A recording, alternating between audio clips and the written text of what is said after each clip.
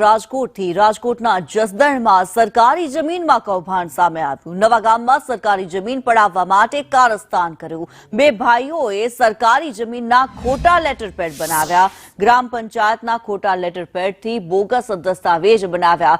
જમીન પોતાના નામે કરવા બોગસ દસ્તાવેજ ઉભા કર્યા। ખોટા સહી સિક્કા કરી ટીડીઓને રજૂ કરતા ભાંડો ફૂટ્યો।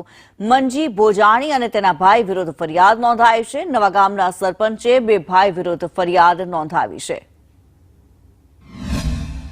મારા જે લેટર પેડનું ડુપ્લિકેટ એવું બનાવી ક્યાંક 2021 નું અને એમાં ખોટા 6 લાખ રૂપિયા લીધા હોય પ્લોટ વેચીને, એ ખરેખર સરપંચ કોઈ પ્લોટ કે ખાતે કરી દેવા વાળો સરપંચની ઓલામાં આવતું જ નથી અને એવું ખોટું લેટર પેડ ઊભું કરી અને મારા વિરુદ્ધ ટીડીઓમાં રજૂ કરેલું। એટલે પછી ટીડીઓ દ્વારા મંત્રી આવ્યું, મંત્રી દ્વારા મને જાણ થઈ પછી મેં અહીં કને ફરિયાદ લખાવી। ખરેખર આ મારા લેટર પેડ જેવું જ લેટર પેડ 2021 નું, હું ખરેખર 2022 થી સરપંચમાં તરીકે સેવા આપું છું।